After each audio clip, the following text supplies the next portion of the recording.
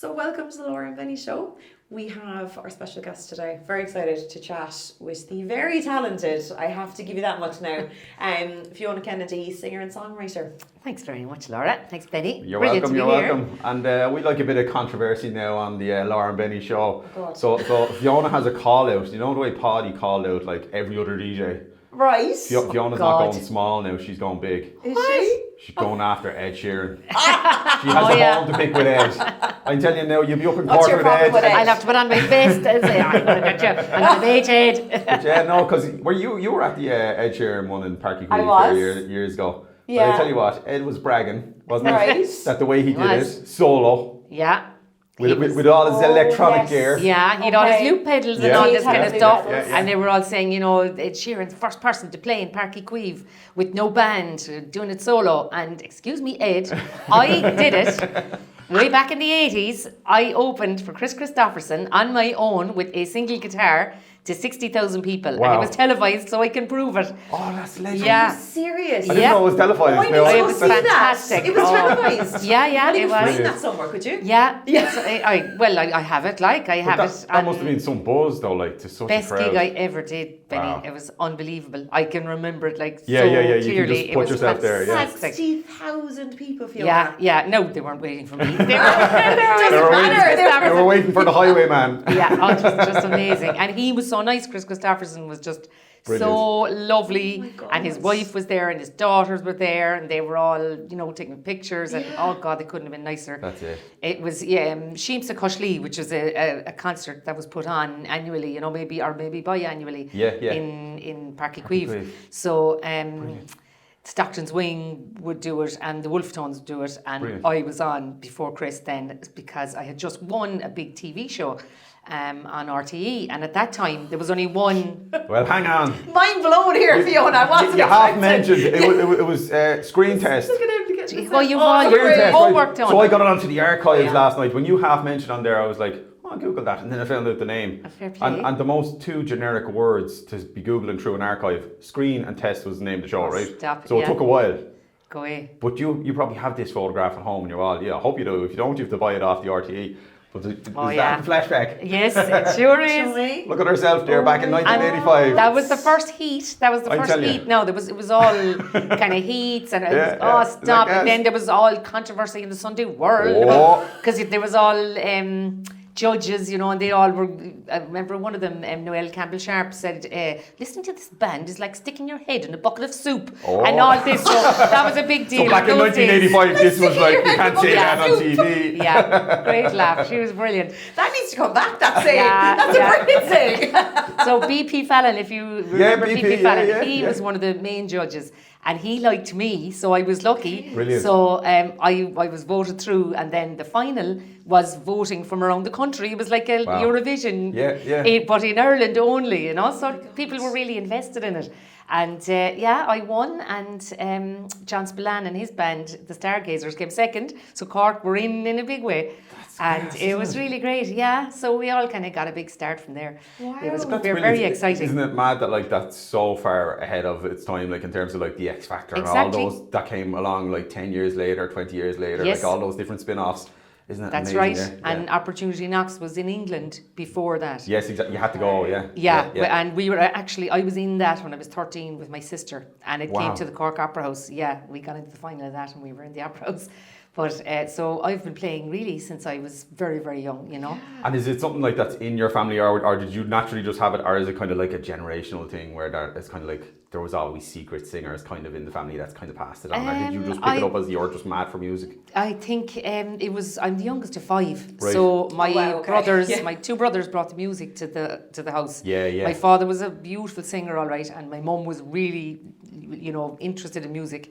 Party of Fiona, so exactly. It was always music, you know, always music. But we didn't have we've nobody in show business, nothing like that. Okay. A lot of artists in the family, loads of people that were very good artists, and I've loads of cousins now who are professional artists, and you know, my nieces used to be, my cousins used to be winning the Texco art competition all the time and all that kind of stuff. Yeah. So there was more art really than music. But now, as the generations have moved on, it seems to be there's quite a lot of music in the family. Brilliant. But nobody was connected. Nobody was a professional musician at all. No, but they'd have a good voice, for a noble cause. And they loved playing. So my brothers taught me when I was about 7 or 8. Brilliant. And sure, there was no stopping me then. So then I kind of joined the local gospel choir or in the church. It wasn't even a gospel choir, really folk group, I suppose you'd call it that time. And I loved playing for masses, It was great, I really enjoyed it. You've got a friend. Just ignore the puppy. He wants to join the band. She wants to join the band. With a name like Banshee, she can't go wrong. Banshee and the Babettes. Susie and the Banshees. You're going to be a star, Banshee. Yeah. And she's all the podcast. She's put her head around. She just finished her treat though, Fiona. Thanks very much for the dog treat. She's delighted. Very good. But you went into churches and you were kind of mentioning to me you've seen the complete evolution of churches from certain things were absolutely not allowed. Even when we hear now when someone might say, during the mass will you just keep it kind of religious and maybe you can have your entrance and your exit song. But you've seen the total transition from all sorts of music. I think you mentioned the guitar might not be allowed in the church at one stage. Yeah, it was kind of unusual, I suppose, in the 80s for folk groups to start forming. That was a kind of a new thing. And for weddings, it was always an organ, Yeah. Okay. So I've seen it just change slowly, and then it kind of went crazy for a while when people were doing loads of inappropriate songs. And the church, there was a bit of a backlash. And you weren't allowed to Ed Sheran into the church. But I think now it's kind of evened out. That's right. You can have a mixture, That's right. And people are a lot more clued in because there was a time when the last thing you'd be thinking about was music for your ceremony. That's it was just somebody playing an organ or whatever, that was it. Oh, you probably didn't even give the list of hymns. It was just certain hymns were played or sang. Exactly, the wedding march, and that was it. And sure, actually, that's a good point. It was just the wedding. And I still know, and again, I still have people saying, sure, you have to have the wedding march, don't you? Yeah. And I'm saying, no, we don't. A year. We do it rarely. Some people like to have it, and if they do, I always say, look, no bother at all, get the local organist to do it for you, and then I'll do the rest of it if you want to go really, really... Yeah, you can still have the march and still have a singer. Traditional, you can, but I think it's lovely to have a song that means something to the couple and means something in particular to the bride. While you're waiting and the tension is building, It's so important, and just having that song that's going to get the hair on the back of their necks as you appear as the bride at the back of the church, and the next thing you walk crying, up. Fiona. No, get them all crying, Laura. That's what you're trying to do. Get those glistening tears running down those cheeks for us. Fantastic for the while pictures. we're on the entrance song, for the wedding, so if someone has no musical taste and kind of they're just kind of not going, taste, but knowledge. No, but in knowledge or taste, but they don't have a specific taste in terms of themselves. They're not really kind of mad into music themselves, but they love nice songs. And they kind of come to you and go, Fiona, love you singing. I'm not mad into music, so I don't have an opinion. I don't want these 5 songs. Okay. They're actually great. I love people like that. Okay. I love it when they tell you, look, we haven't a notion. And a lot of the time people think they should know and they're embarrassed. Yeah. And by the end of it then I say, look lads, there's no hassle. I'll give you loads of ideas and I'll help you and guide you along. Yeah. And that's my job. And I'm doing it for so long. I know what's going to work and what's not going to work. Okay. But at the same time, I have learned quite a lot of fabulous songs from people that I'd never have thought of doing and that I wouldn't have thought I could do a good acoustic version of. Okay. And people have come up with brilliant ideas. I do Nothing Else Matters, Metallica, and I would never have thought of doing that. And there was a couple that were really into their metal stuff, and they mentioned that, and I was saying, oh, for heaven's sake, no, I'm a solo female on a guitar, But by golly, it's just brilliant, and I've got a fabulous version of that now, which is really popular. And so there's loads of things, and so I've learned a lot from and maybe as well. If someone's not into metal, the lyrics of some of the songs are brilliant, aren't they? There really is, there's detail in it. It's not just all hard bashing and stuff. There's meaning behind it, and it's lovely, isn't it? And if there are any lyrics in a song, sometimes people are in a panic about the lyrics, and they're right. Because part of the song is okay, and then there's a part you're like, and the that's part a breakup that's part or dodgy, something. yes, Yeah, exactly. Like the one, you know. I always think of the one, oh holy cow, like that line in that song from elbow. Elbow. But like, and I always think, and some singers kind of sing over and work it, but then in the middle, I've seen it on an exit where it comes out nice and strong. Oh holy cow! I'm like, you can't be saying that in the church. I know. Yeah. Well, it's not too bad at the end. True. At the end, it's all right. Yeah. I mean, but I was going to say that song.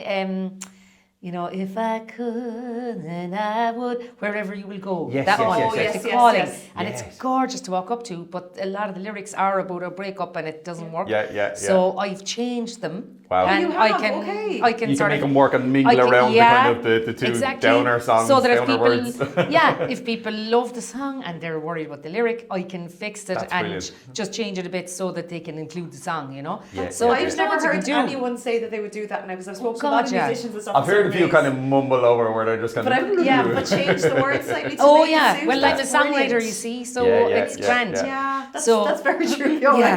So I can do that, and I think there's loads of options, and a lot of the time people don't realise that they can do. There's a lot of things you can do. And I think a lot of the time people don't actually listen through to all the words in a song, because I have been in like wedding ceremonies or reception, or mostly ceremonies, and there's a song we play, and yes, it is a very romantic, beautiful song.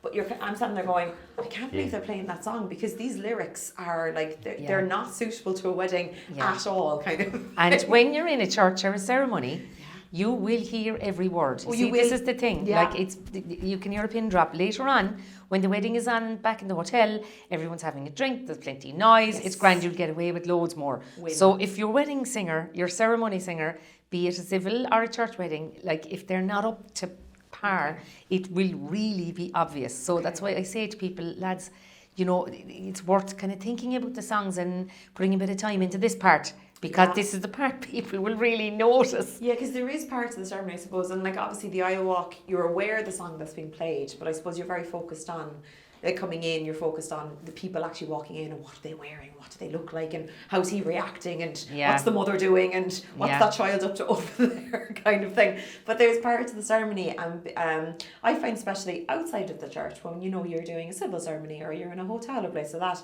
where there might be a part where, you know, they just give those 3 minutes to everyone's just going to sit back and listen to the song. And they're the parts that like everything kind of just stops for a minute, don't they? And everyone goes quiet. And it's lovely. And the couple then can kind of chill out. And that's when the romantic vibe starts in the ceremony. Yeah. And that is the ultimate goal for me anyway, to create that, like, so that you're not just standing in a church saying, right, come on, what time is it over? Yeah. You want to make this. Come on, Father. You want it to feel right, like. You do. And the songs will help hugely with that. They really will. So I definitely think that when you know the couples that kind of think about it, and I think being open to ideas and open to suggestions and stuff as well is a good idea. And the same for me, like as the supplier, I have to be open to ideas too. Yeah, doing a bit of Metallica or whatever it is that might be thrown at you. Yeah. And do you find with those kind of song choices, so would you always, like, especially back to, I suppose, the religious side of things, because it's, I suppose, when the non-religious side of things, sure, you're open to do whatever you want. Yeah. You can, if you want it, you can play any song under the sun. No one's going to tell you can or can't do that. Please ignore the dog in the background who's eating her bed. The treat didn't last, Fiona. It didn't last. I told you. You were like, my dog would eat that for an hour. I'm like, oh, I don't know what this one. Actually, it was, and I felt so guilty leaving my own little doggy at home. I was going to bring her, and then I said, no, I better not. It'd be pandemonium. You should have. They'd go wild. No, they'd go mad, I'd say. They'd be up on the table. True. But I suppose with the song choices, and obviously it's dependent on, you know, who your priest or your reverend is. But is there some things that, like, if someone said to you, Metallica is a really good example of that. Yeah. Like, is that something that you probably should run by the priest or the reverend or whoever's there, or like how would you feel? I find that some of the feedback we get from the priest is sometimes you go, oh no, he would say grand work away, or the priest has a request of make sure you send me on the booklet and will you just let me know what songs are being sung. So that's the priest who's kind of a little bit more interested in what's happening, whereas the other priest is like, lads, off you go. Yeah, So it's great there's a balance when that between happens. it, isn't it? Yeah, I mean, usually it is quite difficult for the priest because they don't know the songs. That's so, right, and then, yes, I mean, yeah. if the priest looks up Metallica and isn't to Metallica doing that song, he's going to say no. So it's not going to be the version you're going to do. no. Yeah. So I usually say to couples, look, just like tell them that you're having a professional ceremony singer. Yes. I'm not going to suggest anything that's inappropriate, and we put in the hymns then at the appropriate places. Yeah. And you know, I everyone know the happy. parts where you can put in songs, a nice balance, and I that's know right. where you have to have a hymn. Yeah. Okay. Yeah. So I Okay. tell them that in advance, and then if we stick to that, we're always grand. Okay. And then for a civil ceremony, what I advise people then is like, the songs are really important. Yeah. But it's not a concert. It's not my right, concert. yeah. This is not a gig. Yeah. This is a backdrop to you guys. So that's what we want. Like it's not everybody sitting down and saying, "Oh my God, isn't Fiona Kennedy brilliant?" It's not I'm that. so excited to see Fiona. Yeah. To mind the bride. It's all about the couple. So Yeah, I would pick my songs according to that as well. Cool. You know. So have for your entrance, like don't have a big huge anthem for your entrance. It's a backdrop. It's the bride walking up. It's a subtle guide rather than to that. That's it, Benny. Yeah. That's Okay, it. yeah, And that you makes imagine sense. if like Now, you when you drew say it that way, the it makes attention sense. away from the bride. Yeah. Isn't Fiona and belting it's it out hard there to in the do corner? that, but like it's a tough. Very few people Yeah. now would take the attention away. But if you pick the wrong song, you could take away the attention for the wrong reason. People saying, "Oh, jeepers, why are they walking up to that?" Yeah. That's I know the what thing. you mean, yeah. So there's a lot of ins and outs, but it's not rocket science. It's just when you've been in it, as long as the three of us have, you know the different things, and you'd be hoping the people you're working with will actually pay heed to what you're saying. Say, look, I know I've been doing it a long time. Honestly, I'm not. Well, this is why they're hiring you. Yeah, as well. It's I like think- obviously for your talent, and, you know, you've got sort of distinctive voice. You know, like even if I don't know thank it's you playing, if I'm at the back door and I forgot, You know who's it's I know it's Oh, it's Fiona Fiona there. today. Oh, Yeah, 100%. definitely. I Oh, that's know your brilliant. voice from outside the church. Great. Yeah, I love it. I love That's it. brilliant. And I suppose That's for the great. big song is kind of like if they want that big song, the exit, because The that's end. a different vibe. That's like a buzz, Exactly. and you're going to have the clapping and cheering and And stuff. they'll So all be it's like clapping, boom. and you'll only hear the start of it as well. So I always say to them, we'll start with the uproar. good part. Start with all you need is love. Yeah. Don't start with the wrong work part of the up. song. That because reminds you'll me be as too well, late. like wherever it is in the ceremony, you might not need the 4 or 5 minutes version. You probably only need a taste of it, like whether Exactly. it's a minute or two. Is that fair That's enough? it. That's totally right. Yeah, Yeah. yeah. So there's a lot of ins and outs, but as we said, it's not rocket science at all. Like, it's only experience, really. When you've got the talent, You know. it's not rocket Yeah, science. yeah. But it's The experience. but it's Yeah. It's tricky. experience and knowing. Yeah, yeah. Do you know? But definitely, I mean, being in weddings has always served me very well, and I've really enjoyed doing weddings, and I still do, even though I have a whole other life outside saying weddings, which is like I'm a full-time professional musician for over 30 years, and I've brought out albums, all kinds of stuff like that, and that's what I'm doing all the time. So if I wasn't happy doing weddings, I definitely would have given it up on the weddings. But like I do enjoy That's doing right. them Weddings very are much. something you definitely you have to love. But like as a songwriter, Yeah. I mean, I know you have your album there, your latest one, and I was actually listening to it over the last few days, and I know you're you go. not on. I love it. And you've also got a big Find me. show. That's actually, what is it? Your 4th album? That's my 4th one now. That's incredible. Yeah, and it's yeah. all original music now on Brilliant. that. And you had one last year as well. Like, I mean, That's this No, one. Yeah. that's this one. Sorry. That was And 2023. you're bringing one out this year, isn't it? Well, maybe we'll see. Okay. This No year- pressure now, Fiona. Yeah. It's, do you know what? It's the cost of it. It's very dear to bring out these albums. Yeah. Like the whole thing has changed. It's not, I don't have a record company who Yes. are bringing out these albums for me. Yeah. So I'm an independent artist, always have been. I've never signed to anybody, even after the show. you kind of when took we your time go with it. back Yeah, to yeah, 1985 when I won the TV show and everything, when I won the talent competition, like all of the offers I was getting were from show bands. The show band era was still on that time. Okay. Yeah. And I mean, I actually did get a call from Louis Walsh. Yeah, I can the still one see and his only. name on the pad at home. This one, Louis Walsh, Kilchima. He was still in Kilchima. And I knew he was managing Linda Martin and Chips, that was That's right, yeah. And I said, no, Mum, that's show bands again. Like I wanted to do what Mary Black was doing. That was my thing. But I could not get into that. I just couldn't break that scene. So I went to America. I went off the States, but not before I had my own 1 hour TV special on RTE, which was a huge thing for me. But again, it was huge. It was brilliant. But like I wasn't allowed to do any of my own material on it. Again, I wasn't a big enough star to call the shots, so I was doing. They wanted the audience to have something familiar rather than the showcase, which was fair enough. But you know, trying to build yourself as an original artist, it is very difficult. But it's such a hard industry to break into. It is, and particularly for a woman. Household name. It is. Huge. And you are not going to get anywhere unless you get lots of airplay. And the airplay now has improved. I found, Find Me Now, the latest album. Like one of the tracks on that got onto the RTE recommends list, the RTE Radio 1 recommends list. And when you're on that, you're guaranteed play on Radio 1. Because really, for people of my kind of music, which would be kind of contemporary folk kind of vibe, that Radio 1 really is that's the spot, the place for it. Like Radio 2 are playing pop. That's right. They're not going to play So like I got loads of airplay, and the track stayed on the charts. It reached number 4 in the English and Irish chart. Brilliant. That was purely from airplay, with no PR, no nothing. Which was amazing. Like, and do you find it very exciting? You're just like driving along in the car, and then suddenly oh my god, that is me on the radio. Pulling over, you're texting everyone, I'm on, and they're all saying, Fiona again, jeez. Yes, Fiona, we're listening, brilliant. You're like, I'm everyone annoyed. Rolling all the windows down, turning it up and driving it into the busiest place I can find me. Like, that's me. That's me on the radio. Or you been Aldi or Lidl or Tesco No, or somewhere. I did it in a clothes shop once. I was in Kinsale in a shop, and I had to say to them, that's actually me on the radio. Oh, well done. That's brilliant. No. But it was in a small shop, so it was all I right. totally would do the same, because it's such like it's amazing to actually find like that's me. That's my work in my words. It is. And my voice. Amazing, like. And I got the album then. The album got album of the week on Lyric FM on Marty in the Morning. So that was like a huge accolade, and I didn't even know.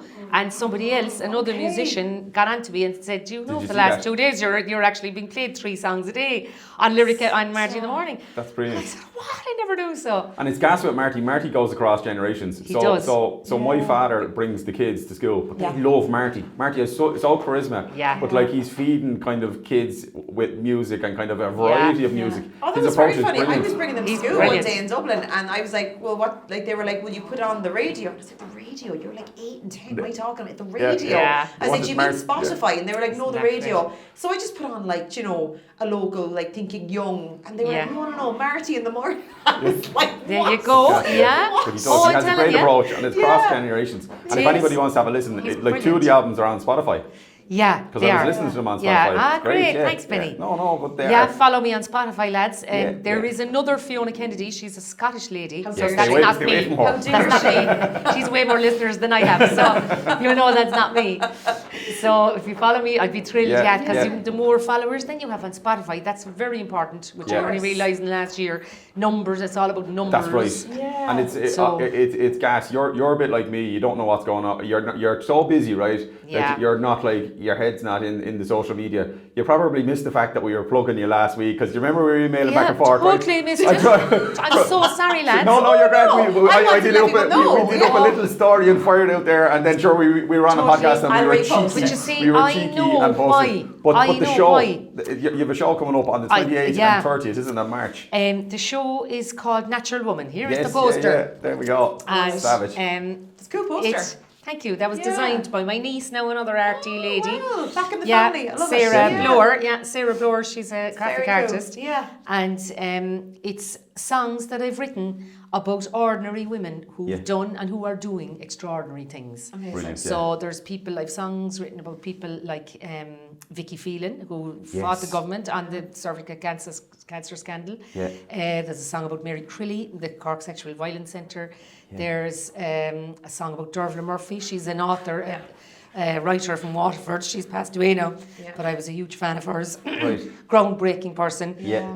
I'll be honouring, frog in the throat. No, you're but it's talking too much. But it's a great. I love concept albums But that's a great concept do you like it? Yeah, Good. That's a great idea. Yeah, for International Women's Day and the month of it. I just, you know what, lads? I actually realised I had songs written about kind of people that inspired me, and they were women. Yes. They happened to be women, and I've been getting a lot of feedback from people over the last, I suppose, 2 or 3 years saying, you know, you should do a one-woman show and all this business. And I was like, God, I couldn't do a one-woman show. It was going to come to me talking about my life. But then when I realised I could do a show about other women who have inspired me, because I did have a lot of material, and then I wrote more stuff to fit into the show, you know. That's amazing. So it's worked out great, and not all of the women are from Cork. Some of them are, some of them aren't.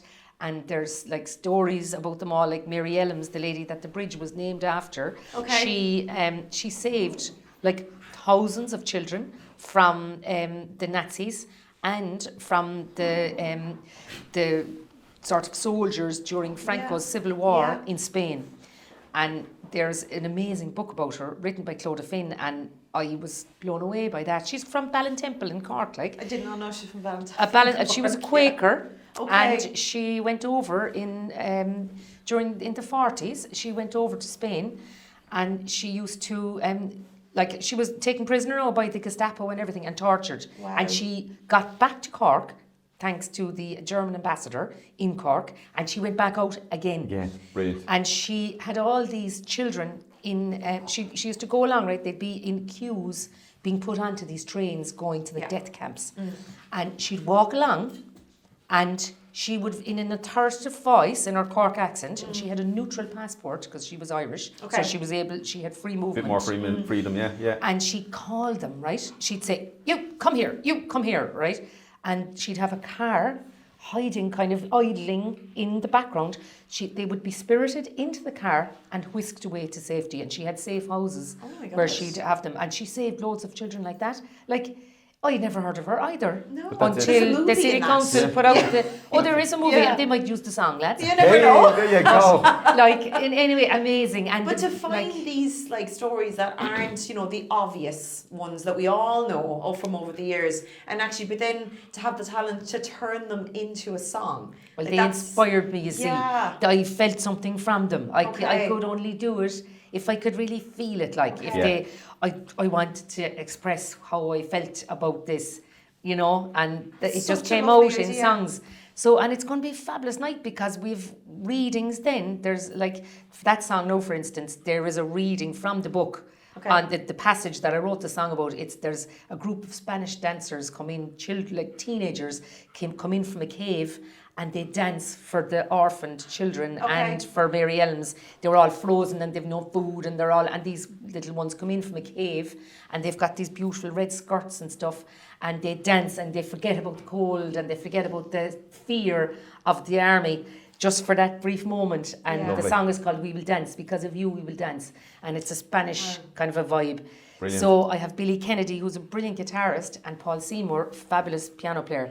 So the three of us play the songs, and then Ethel Crowley will do the readings, and I'll do like an intro to each song and tell people about the song now, like I was telling you. And then Ethel will do a reading, and then people will know where the song is coming from then, and we'll have the song. And while that's going on, then there'll be kind of projections along the back. There'll be all kind of images, and there'll be, you know, photographs of Mary Elms and pictures of, you know, whatever the song is about. Janis Joplin, there'll be pictures of her, you know, groundbreaking during the 60s, doing stuff no woman was doing. Brilliant. There'll be, you know, all this will be rolling while the songs are on. So it's a multimedia kind of a show. Like this is a lot bigger than I even thought it was going to be. Like, I mean, I knew that you were doing something, but this is on a whole other big level. Fiona. Lads, I'm mad. I know you're not. It's amazing. It's not just you and the guitar. Like, I can visualise that there and go, it's a real night entertainment. So if people have a taste for anything, that this would be interesting. It'll be very interesting. For them to see, I really think they will enjoy it. And like the Cork Arts Theatre is a real little theatre. It holds 100 people. There's a lovely little bar there, and like the seats are proper theatre seats, tiered and everything. And when you book your ticket, you'll see the seats, and you could book. It's a beautiful little place. It's just across the bridge from the Opera House. But I can really feel your passion in this, Fiona. In fairness, like it seems to be something that you genuinely are like so passionate about. I'm very excited about it, which Yeah. is great. Yeah. And I think like more people need to know about this. We need to really advertise this and get people Thanks, excited. lads. I know, yeah. Well, Thursday night now is nearly sold out, in fairness. Is it? Brilliant. Good, Yeah, good. so we were I better doing get my ticket for the 30th because Laura's going out Great. gallivanted on the 30th, come so I'm Benny. going to sneak in. Fab. Do that. And yeah, because the 30th was only recently added. Okay. Like the Thursday was going so well that the theatre said, look, Go we'd for a like second. to do a second night. Okay. Brilliant. So we've put on the Saturday now, so there's loads of tickets available for Saturday. So I'd be Brilliant. thrilled if you came. Thanks, Yeah, Benny. no, You're very definitely, good to definitely, support. definitely. Thank you. No, But it's Fab. interesting and it's a little bit different and it's kind of like, and it's lovely that Yeah. we kind of know you from a different scene with the wedding scene, and then Yeah. to kind of get to know you in like, you know, the other part of your actual musical career, I suppose, if that Yeah. makes sense. And do you find that like, you know, the couples that book you, are they people that like, they find you, I suppose it's probably a bit of both, they find you through, I'm searching for a wedding singer, but is there people then that know of you from the other scene that they get excited to have Fiona to be included at their wedding as well? Yeah, there's both. Definitely Yeah. that other side of it. Now, usually it was word of mouth and online. They hear your Yes. voice and they say, yeah, that's a voice that I would Yeah. like. But I'm getting loads more now that have heard my stuff on the radio or whatever, or have seen me on Spotify or that kind of thing, and that's very encouraging. It is. Actually, I I mean, kind of feel jeepers, people are kind of hearing about me again. But it's amazing though, because for them, because I know we were laughing about like, you know, being in a clothes shop, that's me on the radio. But for the couples as well, that like they have you booked to sing at their ceremony or their drinks reception, and then they're in the car and they're like, oh my God, that's my wedding ceremony singer, like on the radio. It's kind of like, that's great. It becomes their own excitement as well as Exactly. your excitement. Definitely. Which is really nice. And loads of them now, like people whose weddings I've already played at, a lot of those couples are coming to the show. Amazing. And they came to the launch of the album. We launched the album in Collins and we did a big gig in Sea Church as well. Yeah. We did a nationwide tour after the launch of the album, and there was loads of couples whose weddings I had played at, That's lovely. at those gigs, and they come up and say, oh my God, and it's just brilliant, like. So that connection is really great. I love that, meeting couples, and I always say, make sure, come up and say hello and tell me who you are, tell me I've played at your wedding. Remind me, yeah. Sure, I mean, because having, being a musician for such a long time, I stopped doing my own music for many years when the children were young. Yeah. And my Well, marriage life broke takes up different and I had a paths. lot of, Yeah, I was on my own and I couldn't afford to do it. I just couldn't, so I was playing in pubs and it was tough. Like I had quite a few tough years.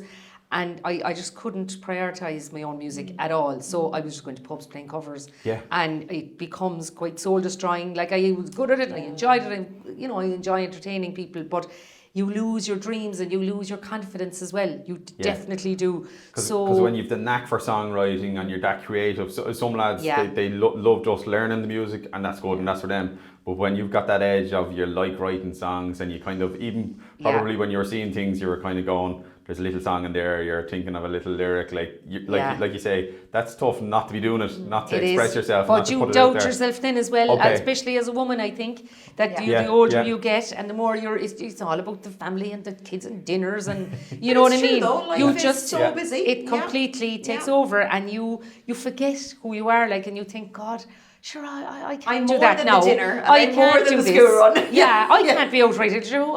That's gone. Those days are gone. I can't. Gone. Not but when no, you've got your passion, Fiona. No. So like that's when I brought out my last album just previous to Find Me. There was an album called The Beach. Yeah. That was my first kind of foot back in, that was 2017, just before COVID. So like my youngest daughter, I have two daughters, and my youngest girl was just kind of, she finished the Leaving Cert. Yeah. So I was kind of getting, and I pushed myself, I basically pushed myself, and I've remarried, and my husband, Andy, who's brilliant support, as you know. Yes. So Andy was really supportive as well, and Billy Kennedy, who's playing with me. Billy, like, he and I were doing live streams for COVID. That's when everything kind of started again, and I started tentatively putting out some of my own songs. Yeah. And then I ended up, I said, right, I'm in again. Yeah. And it all started again. So it's kind of, I've been years doing this, but I have nobody behind me. I don't have managers. I don't have PR companies. This show is me putting You're this your on. own Like, woman and I'm you just paying take for that. this. It's the niece putting the post together. It's It the is. husband It's, behind I'm you going helping. around putting up posters around Cove today if I have time. Do you know what I mean? Yeah. People don't realise that like there's no funding. I don't have Arts Council funding or anything for this. So like, and it costs a lot. You have to pay for the theatre. Yeah, it's a big You have to commitment pay for the you, musicians. and then you hope have the to people pay come. for. And you hope the tickets are sold. Well, I started this with Sea Church and Collins and those gigs. Like Yes. the tour for the album was a big thing, and it was, you know, getting back into the world of ticketed gigs. Sure. It is absolutely nerve-wracking. Oh Yeah. God, the pressure! Like, Well, you put up and you're like, please people take this up. Yeah, Come see me, and they may not yeah. like, and nobody will. You have to push it And like trying mad. to market it correctly, then the people know about it. And a lot of people, like a lot of people over 40, over 50 even, do not engage in social media, so they won't see the ads. That's right. So you have to tell them in other ways, and it's That's right. There's so many different avenues now. There's Like loads of avenues. There's like different pockets of age groups are on different things. So it's like previously, if you got on the radio, you're done. You're sold. Like you got exposure. But now it's like there's some on social media. There's still some watching TV. There's some people that wouldn't even know what a newspaper is, type thing. So there's so many different angles that you have to work on. It's not just get on the radio, bingo, did it. Yeah, no, forget it. Like, but I mean, it was posters and everything else. Like we had a sellout show now in Sea Church, which is in Ballycotton. Sea Church, fabulous venue, my but it's best friend's outside. brother like runs Sea Church, so go John right well. at that, John Kidney. Yeah, John's very Ah, good. sure, Yeah. he's And he a loves, doge. lovely. he loves the tell him music. now you were Loves the talking. music. Yeah. He's I grew up like in a small estate, and my parents' house was here, and there was one house between myself and John's house. So like literally we grew up great. 20 metres away from each other. Sure, look, and he's such a support for independent he's done a great job artists. to encourage people to have gigs down there, isn't he? He's sought after. He's looking for people to come and do gigs. He wants to bring gigs and entertainment to the community. And he's having local artists, Benny, which is there's a lot of venues, and they won't look at the local artists. There are many venues that I was trying to get into for like years, and I know other people, and they, you know, they're not interested in local artists. So it's a fantastic, and they are having a festival now called the Folk and Traditional Festival, Fat Fest, and we're on in May. Myself and Billy are going to be special guests with Altan, they're a really big trad group. Right. So that's our next Sea Church gig. That's the 5th of May. Okay. So for Fat Fest, we have. We got into a really big festival in Portlaoise, Forest Fest. And the headliners there are Dexys Midnight Runners, Human League, all these massive bands of the 90s. Always get to play at a wedding later on. No, guaranteed. True. Huge. There's going to be like, it's big. It's Write as that big down, as we'll go. Write that Electric down. Picnic. It might be now a bit old for you. Now the bands might I know be we're not that young at all, Fiona. But if the songs are good, they go across generations, or even songs that like kind of like would have been generations before us. It's like we were talking to the bands and we were saying, listen, if it's a good song from the 80s, it always gets played at a wedding because everybody knows it. They hear it, they want to dance to it. It works. Good song is a good song. Those bands, and I mean, they're still playing. So this festival is going to be huge because I have a full band myself. Like I have a 5-piece band but I don't play weddings. Band. I didn't know that now. Okay. Oh yeah. No, I've always had bands on and off, depending on the size of the venue. I mean, like we play the jazz festival every year. We do. And we did a big, huge gig now in Marina Market last year, the full 5-piece band, so we'll have the band now for Forest Fest. We're going to be in the Hoth Blues and Roots Festival. That's Hoth up in Dublin. We're in Cahersaveen Blues Festival. We're in Skibbereen Blues Festival. We'll be all over the country now again for the summer. And then throw a few weddings in on top, you know, you're going to have the weddings then are a day job, you know. Well, that's true actually, exactly, and the weddings are great. It's fine, and they're during the day, so it's okay, you know.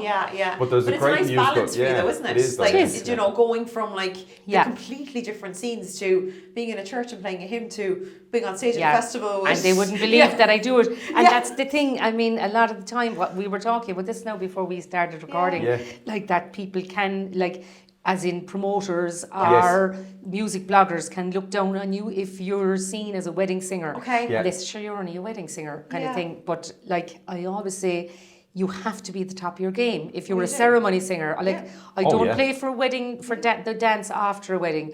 I'm playing inside in a church or in a room, in a ceremony room, where you will hear a pin drop. So I have to be really, really good to pull this off. So, you know, it really annoys me when... but I think times are changing. Like we were chatting the other day, and we were kind of like saying, people who say, they're just going to the registry office. But now... It's 50-50. The effect of new registry office is the hotel where people kind of go and have their ceremony. Exactly. So things change. And like you're saying, like we're kind of in the industry, people might go, it's just a wedding singer, or like I wouldn't lower myself. But like you said, that's where the kind of the pinnacle is at, whereby if you wanted to test yourself, because we always warn people as well, if there's a family member or something like going to sing and there's a different ball game. If the cousin can sing nice in a noble call, but then it's like going to sing in front of 100 people in a church. It's very nerve-wracking. You have to be used to that. It's an experience and talent thing, and it is nerve-wracking. Even if you're great at it, in the moment, it's a different ball game, isn't it? Like in front of a crowd and an emotional day, isn't it? Yeah, exactly. Yeah. So definitely couples, if you are picking somebody, make sure they have a little bit of experience, or even get your wedding musician to back them, so that if there's any faltering, that they can help them, and that's support. That's a nice idea because it's lovely to have someone in the family do a song, but like they'll be grand if there's somebody with them, and that if there's any hassle, then you can just step in and help them out, and it all goes smoothly. I mean, I was just thinking of, do you know Cara O'Sullivan at all? God be good to her. She was an amazing soprano. She was one of the finest sopranos in the country, and she played at weddings all the time. But I mean, she played for royalty, all sorts. She passed away, unfortunately, very young, unexpectedly. But she used to do weddings an awful lot, and we spoke about that in the past. And like we all have to make a living. It's very difficult. So maybe we talked about the show. Like, I'll be lucky if I'm able to pay everything off now for the show. I'm not going to make money out of the show. And that's it. But when a wedding is, you can actually make a living. The modern complaint is that the old bands, they have to go back touring. Yes. Because they have to make money, because it is so difficult. It's not just sales anymore. And it's like you have to find different avenues. When you love that kind of artistry and kind of that's your passion, you have to find different avenues to kind of have a revenue streams, and you can't just rely on kind of it's not that easy. Like, no, it's not. And being able to diversify. I mean, you were saying about the different things that I do. I've always enjoyed different types of music. Even all the songs now on the night of Natural Woman, when the show is on, like, they're all different styles, because I like singing in different styles, and I write different styles of music. Now, obviously, it's the same. My vocal will be similar, but I think it's great to be able to sort of diversify. I don't think it's a bad thing. A lot of the time, people want to put you in a box and say, right, that's what she does that. Yeah. But I mean, we don't want to be put in a box, No. And I forgot to say, the show is on the 28th and the 30th of March. That's the Thursday night and the Saturday night of the Easter weekend. Yeah. So if anybody wants to get a ticket, you can get a ticket from the Cork Arts Theatre.com. Their website, or my website, FionaKennedy.ie, or any of my social media, you'll get it. Yeah, exactly. I'd say it's going to be. I'd say it will be worth. You're definitely. No, I'm definitely going. No, I'm turning 40, Fiona, and going out with the girls. So. Oh yeah, fantastic! God, I didn't think you were. Wow, you look so young. Thanks Have a brilliant night. Lovely. You can go to the after party in Clancy's. Yeah, exactly. We might go over. That'd be some night. That's fantastic.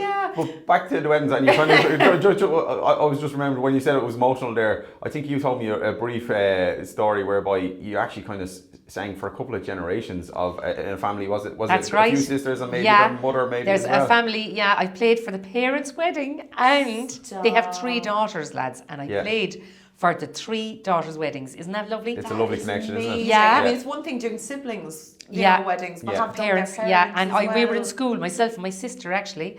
And my sister now doesn't do singing anymore, but I'd say we were about 13 and 14. Yeah. Okay. And we sang Olivia Newton-John. I was trying to follow me in my head there, Fiona, song. For a second. Yeah. With the parents. I was like, we were in school, and I was asked to sing it. quite a few weddings. Yeah. Wow. So and they're 13 lovely. and 14 years old. Yeah. Oh Brilliant. yeah. Oh, Oh God, wow. yeah. And they were just a lovely couple, and it was what an honour, like, to play for the girls' weddings as well. But isn't it so nice that they thought to have you back as well? Like, Oh they yeah, became like a they were their tradition family. almost. Yeah. Oh Yeah. yeah, I'd be very close with them. Like they're, it's amazing. Yeah, but the Brilliant, wedding industry is great for that when you do have little traditions. Yes. Whether it's kind of like we had couples walking themselves up the aisle and carrying on traditions and stuff. And again, ourselves, it's great when you do get to go back to a family. And you see them like they've the kids themselves and so on when you bump into them later, or say when they come to their show and they have a chat with you and you get the update. It's great to have that little feedback, isn't it? Oh, it's like fantastic. It's a lovely industry. And sure, I mean, like you were talking about Derek Burke there earlier on, and from Crystal Swing, and like his sister, I played for Dervla's wedding, and I mean, the number of show business people who were at that wedding. Yes, indeed. And Derek was there with all these tractors, there was about 100 tractors. Oh, it's incredible. You're giving it away. We got Derek coming in later. But isn't it incredible? What an experience. Unbelievable. It was just fantastic. I mean, and like they just asked me, I wasn't friendly with them now or anything, but they had heard me at wedding fairs. That's a lovely compliment as well. And I was absolutely thrilled to play for my peers, Well, that's musicians asking musicians to perform is such a compliment. It was such a wedding. Recently, brilliant. And Dervla can sing, so she she's knows brilliant. a good singer. Like, I was up to 90 now singing for that wedding, and I mean there was all sorts of people in the audience, well in the on the guest list in the church, and like, it was real pressure. It was also filmed for TV. Dervla's wedding. Cowboys and cowboy boots or something. There was something. An independent company did it, and it was shown on RTE and everything. Brilliant. And it was brilliant. Yeah, really good. She was stunning, and she was fantastic. But Derek and the tractors made it. It was brilliant. See him now. So there's all sorts. I mean, it's amazing the stuff that happens. Like another thing that I was actually thinking on the way down. I was playing at a wedding in Gougaunbarra. Yes. And this was I'd say my most kind of dramatic wedding ever, right? Okay. In the smallest church in Ireland. Smallest church in Ireland, right? The depths of the winter, it was, I think it was like December. It's always interesting in Gougaunbarra. Like, it's always an interesting day. You have never seen anything like the rain that day. No, we were in the middle of one of those weeks where there's a storm every day, Huge storm, like shocking storm. Drove down anyway. You're lucky to make it there, isn't it? And there's a hill going up to Gougaun, and now it's the most beautiful place in the world. But if the weather's bad in winter, like it's grand. Even in summer, you get away with it. But this was like it was December. It was dark. There was gushing water coming down. I was trying to get up the hill. I didn't have a good car at the time. Down off the mountains behind and everything. Well, come here to me. When I got there was pandemonium because the church was completely cut off. The whole lake had risen. No, it wasn't just cut off. There was waves. It was like high winds. Because the wind gusts through that valley. Exactly. It can be very high up there. It was just unbelievable. So you got the boat, did you? I'm telling you now, it was the worst ever, Benny. The bishop would not allow them to move churches. They couldn't change churches, unfortunately. You have to go through a kind of a big thing to do it. So there was no time. So all the guests were inside in the hotel. Myself, the bride and groom, and the priest were on the back of a trailer of a tractor, right? The bride had a black bag over her dress. Stop it. And we had to go, I was standing on the back with the guitar in the case, like, going across on the trailer. You could not see the causeway that leads to the church. You couldn't see it. So you're like the guy driving, the local man. I was terrified. You couldn't see it. The water was right up. To the left and you'd be gone. We'd be gone.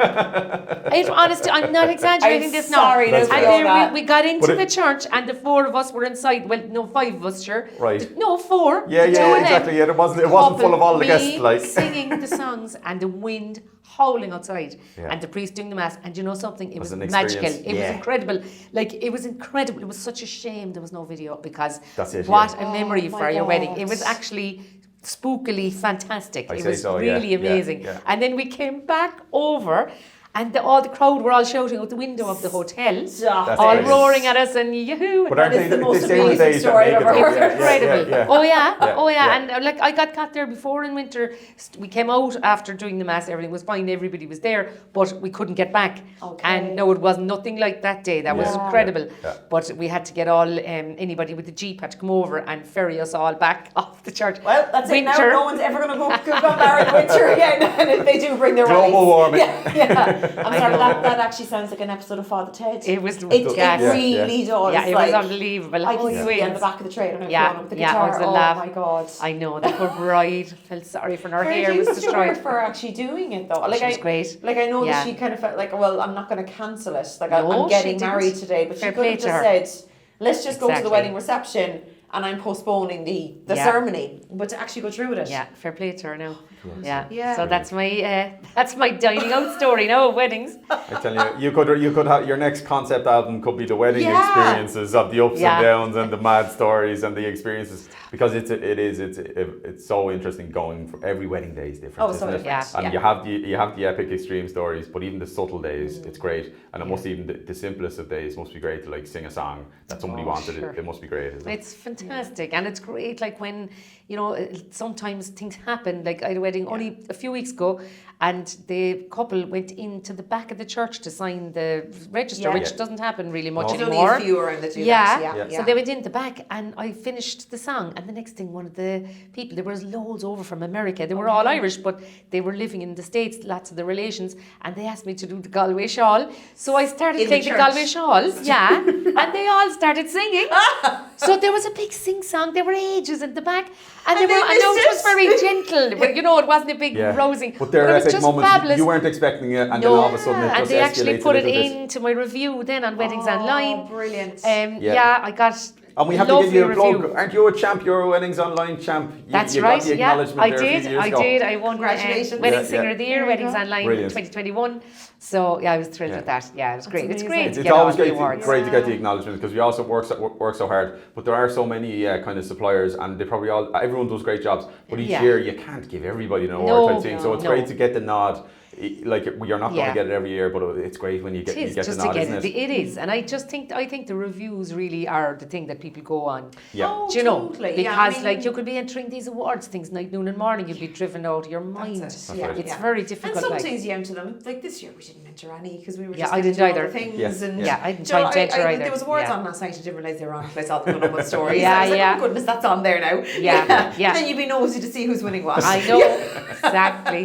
God, you would. But it's great. Yeah, but the reviews are amazing, because I think I always kind of, the couples that actually take the time to sit down and write a review, but the reviews some people write though, and you probably find the same, like the way they write them and the detail they go into and the little stories they tell and the wording they use is just so great for the other couples coming along who are like, there's all this choice out there, and I like the sound of Fiona, but I also like the sound of someone else, and then you read a review and go, okay, that's that my could mind swing made it up. then. She's the one for me. True. But even for ourselves, it's lovely to get the feedback, isn't it? Yeah. To kind of, again, the nod definitely. from the couple is like lovely, It is, it is. And I mean, we all work together. So like, I mean, the singers have to work with the videographers, and it makes a great difference when you when you've got people that will work with you and will tell you what they want you to do, and you can, how to stay out of their way. And we all work as a team though, it's and it's fantastic. lovely. It's lovely to see the same kind of like, because we see you quite a few times in the year, and it's lovely to kind of bump into each other. And I know we kind of mentioned a lot about ceremonies, but like you do also do the drinks receptions as well afterwards. Yeah, I do. Yeah. Oh God, I do. Yeah, the drinks receptions are very popular now,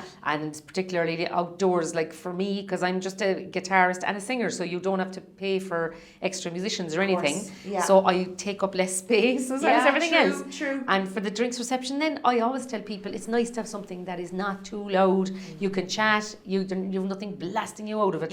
You can choose to listen or dance along if you want to, or you can just be chatting drink. away, and because people want to talk at the drinks reception. Yeah. They want to catch up with the relations, and so I play kind of nice upbeat songs so that people kind of recognise the song, but they're chatting away and saying, "Oh, this is lovely now," before they go in for the meal. So I do a package then for people. I do a special package for the ceremony and the drinks reception, and I go outdoors or indoors or wherever the people are, you're there. Wherever the guests are, because Laura has a joke sometimes, when it's a lovely summer day, like you'll go to the guests, because some of the lads are like, well, I sit up here, they sit out there type thing. They were inside, everyone else is outside. But that's good to know, like you say, like I go to crowd, and as well, if people are unsure, like like you say, everyone's chatting or whatever, but it's like, different pockets are listening to you, and I always go up to the singer and go, I'm listening, you're great. Like, you do. You've done that with me, actually, fair play. Cup of coffee and a camera in hand. Because I love the music, and it's like, but even if they are chatting away, because that first hour, say, when they've just got to drinks reception, they are in a buzz, they're meeting the friends, meeting the family, so they are chatting. That's it. But they're also listening, But then there's also other people, and sometimes you wouldn't expect it, but sometimes it turns into a bit of a shindig and a bit of a dance, doesn't it? You can have a ferocious and no one would expect it, but it does. Sometimes it kicks off, doesn't it? It does. I've got great videos now on my page, and I've got loads of stuff on YouTube and that.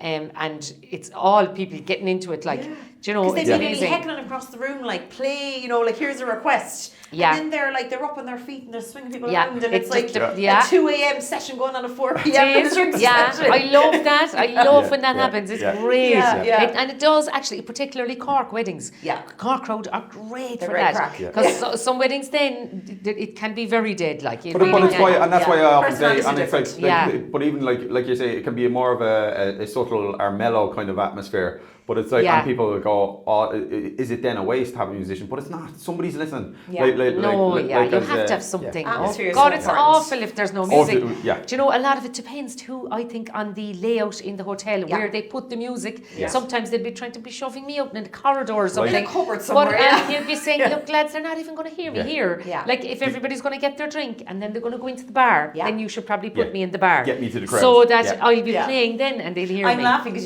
this is exactly what I sound like when I go here around giving it. Because it makes such a difference, because I find when there is some days as a musician and genuinely the bell rings and I see them packing up and I'm like, I didn't even know you were there. Were they for the like, were they here? Yeah, they put them in the wrong place. That's it. And it can. It's a waste. Like then, no, you should definitely. That's a lovely, but it's a nice tip, isn't it? Those it is. To people. And again, that's experience that you've done so many weddings, and you know what kind of works with people when it comes to actually entertaining people. So they can actually hear what's going on. Because I find the drinks receptions, there's some days where the drinks reception was the highlight of the day. Definitely. I mean, it doesn't get any better than it. Definitely. Like, it's amazing. You kind of come away and a complete height from it. And I get in the car at like whatever time it is at night, and we've done a few things since. But sure, I get on Instagram and talking about the drinks reception. Because it was great crack. Oh, definitely. And it's a great old time because there's no pressure and you can have your drink and you're relaxed. The mass is over or the ceremony's over. It's a great time. And I think a lot of the time the couples really want to join the drinks reception. They don't want to miss it. That's right. And they're rushing to get back. For we're all about that. We say to the couple, we don't mess about, we'll get you the drinks reception. That's great. We always have a chat and see how much they want. But it's something that they shouldn't miss out, because like the guests are there for 2.5 hours. It's like, at least try to get the couple there for the last hour. The last thing you want to do is walk in and only get 5 minutes out of it. Because they won't get to see yourself sing, and they won't get to go around and get the buzz and atmosphere. Getting the buzz, I think that's definitely very it's true. almost like an impromptu first entrance as well. Like, it's kind of, because like I think the last one we did together, and I hope I get the names right, was Ursula and Cormac down in Garryvoe. Do you remember? So we did the church wedding together, and then we were down in Garryvoe, and they were kind of like, there's a couple of different areas in Garryvoe, and they were kind of chatting in the bar, and eventually you were in the library with most of the guests, and when they finally did kind of come through to the library area, she kind of had all our friends in one corner, and you kind of announced it. Exactly. And it was perfect timing. It was kind of like as they walked in and everyone was cheering, and then there was kind of impromptu dancing with the friends, and then but these are all little moments where they'll remember that for the moment. That's right, they will. We're there capturing the photo and the video and everything, and it adds to the day where this was a highlight, and like they're all the really, really lovely moments. And I remember Ursula was beaming; she was delighted with it. Great. It was great. And great for video. Amazing. That kind of stuff really helps. The motion and the video does really capture music great. Like when I listen back to a singer, like it's like you know about it when you go back and you're listening to the edits and stuff. Like, it's something for video, isn't it? Definitely. The motion, the movement, and then the audio. You can't beat good audio. Exactly. No, you can't. I mean, and I have, like, I was talking to you about videos and stuff that I have up. I actually have 2 different pages on my Instagram, because I found, again, like my wedding stuff was getting confused in with my original music. Has to be kept separate. So I had to separate it. So like I've got loads of followers now on Fiona Kennedy music. But my wedding page is new. I only started it really last year. So I'd be delighted with the follows from anybody. Hit the follow button. Hit the follow button, lads. Wedding music by Fiona. Brilliant. So it does what it says on the tin. Exactly, but that's right. But I find that I call them the secret followers, that the people in the they're so funny. Like, so, you know, you'd have like a certain amount of following on the page, but you know, the way that shows you the insights of like, well, how many people are actually looking at the page. Oh, it's usually triple the amount of followers that are there, but it's kind of just people having a sneaky look kind of thing. Yeah. But just, you know, it's lovely for the suppliers to hit the follow button. Yeah, and it give is. them a bit of support. Yeah. Just to build up the page. It's hard enough to build it up, but it is now. It's taking momentum now. Yeah. Brilliant. Yeah. But wedding wise, definitely, I did have to start the wedding music by Fiona. It can be confusing because people sometimes just don't have time in life, and if they go onto a page and they start looking at say, and the there's first no three weddings, posts and there's no weddings, that's right. they move on to the that next was a thing huge problem. It's confusing. It was like so. Definitely, now my website is still this both like there's a weddings page on and all the Fiona information Kennedy. there. It's got the different sections. It is, that's right. So I think that's probably the best way to go. But I don't know, are people going on websites that much anymore? I think You're singing her songbook now. She says they're all on social media. I think it's social media for brides and grooms really these days. I get more first contact from people through